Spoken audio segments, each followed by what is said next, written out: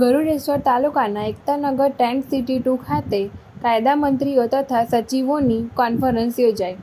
કાયદા અને ન્યાય મંત્રાલય દ્વારા 15 અને 16મી ઓક્ટોબર 2022 દરમિયાન ગુજરાતના નર્મદા જિલ્લાના ગરુડેશ્વર તાલુકાના એકતાનગર ટેન્ટ સિટી 2 ખાતે કાયદા મંત્રીઓ અને કાયદા સચિવોની અખિલ ભારતીય પરિષદનું આયોજન કરવામાં આવ્યું છે, જેમાં રાજ્યો અને કેન્દ્રશાસિત પ્રદેશોના કાયદા મંત્રીઓ અને કાયદા સચિવો ભાગ લીધો છે.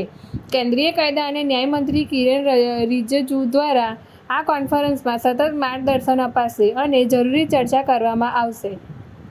એકતાનગર નર્મદા ટેન્ટ સિટી 2 ખાતે કાયદા મંત્રીઓ અને કાયદા સચિવોની ઓલ ઇન્ડિયા કોન્ફરન્સનો પ્રારંભ કરવામાં આવ્યો. પ્રધાનમંત્રી નરેન્દ્ર મોદી વિડીયો સંદેશ દ્વારા અને મુખ્યમંત્રી ભૂપેન્દ્ર પટેલ વર્ચ્યુઅલી જોડાયા અને કોન્ફરન્સને શુભેચ્છાઓ આપી. કેન્દ્રીય કાયદા અને ન્યાય મંત્રી કિરેન રિજિજુના અધ્યક્ષસ્થાને શુભારંભ કરવામાં આવ્યો હતો.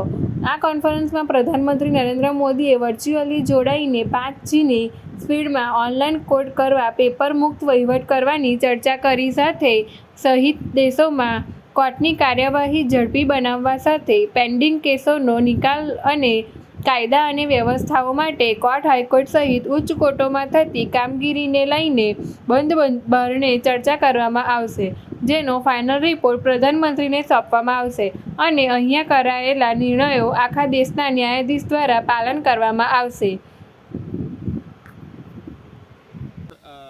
आज जिस इवेंट का आपने यहाँ पे ओपनिंग किया है सर आज का इवेंट क्या था? यहाँ इस ऐतिहासिक Ekta Nagar statue of unity जहाँ बसा है, 3 दिन का भारत के हर राज्य और यूनियन टेरिटरी के लॉ मिनिस्टर्स और लॉ सेक्रेटरीज़ का कॉन्फ्रेंस चल रही है और इस कॉन्फ्रेंस के माध्यम से हम नई सिरे से ये देखेंगे कि वर्तमान में भारत जिस तेज़ी से आगे बढ़ रहे हैं उस हिसाब से हमारे जो कानून हैं, जितने भी नियम बने हुए हैं, वो पर्याप्त है कि नहीं है। और आज के दिन में हमारे देश में कई ऐसे कानून हैं जो बहुत पुराने हैं और आज के संदर्भ में उसका कोई रेलेवेंस नहीं है, तो इसका भी हम चर्चा करेंगे।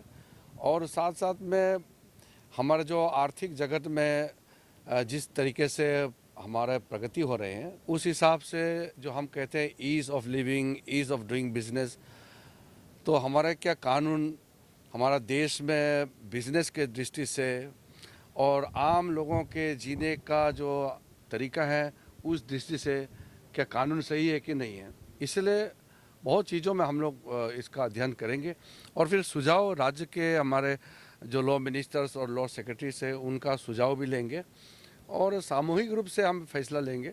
भारत सरकार सारे राज्यों से ही सुनेंगे, फिर जो करना है सामूहिक रूप से हम लोग करेंगे। सर, आप अपने वक्तव्य में एक बात कही कि जस्टिस एट मतलब delivery at door step, sir वो क्या आपने मतलब किस तरीके से पॉसिबल? ये ऐसा है कि जुडिशरी और सरकार मिल करके कई कार्यक्रम करते हैं, स्पेशल लीगल एड्स और लीगल सर्विसेज के लिए। तो आम लोग जो हैं, हर आदमी कोर्ट नहीं आ सकते हैं, तो हम जो अपने लीगल सर्विस के माध्यम से मोबाइल कोर्ट कर सकते हैं, लोक अदालत कर सकते हैं और साथ साथ हम जो नालसा के माध्यम से कई वकील होते हैं जो प्रो बोनो का कॉन्सेप्ट होते हैं, फ्री लीगल एड देते हैं। तो जो लोग फ्री लीगल एड के पात्र हैं उनका हम फ्री लीगल एड देंगे। हमारे पास हम प्रावधान किया हुआ है कि जो पैनल लॉयर्स हैं हमारे यहाँ, कई ऐसे एडवोकेट्स हैं जो प्रो बोनो कॉन्सेप्ट को मानते हैं, तो बिना पैसे के गरीबों को लीगल सर्विस देते हैं। तो हम कोर्ट में ही लोगों को क्यों बुलाएं, हम ऐसे करके कोर्ट वाले, हम सब सरकार वाले लोगों के घर जाए। तो ये सब हम कार्य कर रहे हैं, काफ़ी इनोवेटिव स्टेप्स भी उठाए जा रहे हैं और लाखों के संख्या में लोगों को इसका लाभ भी मिल रहा है। सर एक और आपने बिल लाने की भी बात करी, वो क्या मीडिएशन बिल है? वो क्या है, मीडिएशन बिल का ऐसा होता है, हमारे जो पारंपरिक व्यवस्था है, जैसे आप और आपके पत्नी में अगर कोई समस्या हो गया तो कोर्ट के दरवाजे जाए बगैर आप एक मीडिएटर अपॉइंट करके या आर्बिट्रेटर अपॉइंट करके या कंसिलेटर अपॉइंट करके जो मसला को हल कर सकते हैं। तो क्या है ना, कोर्ट का प्रक्रिया बहुत लंबा होता है, कोई कोई लोग तो कोर्ट में जाने से डरते हैं, कुछ लोग तो ऐसे भी होते हैं कि कोर्ट के अंदर जाने से घबराते हैं। तो ऐसे को हम इनफॉर्मल डिस्प्यूट जो रेजुलेशन मैकेनिज्म है वो कर सकते हैं। वो सारा व्यवस्था हम लोग सब मिल करके बना रहे हैं। Thank you sir, thank you sir.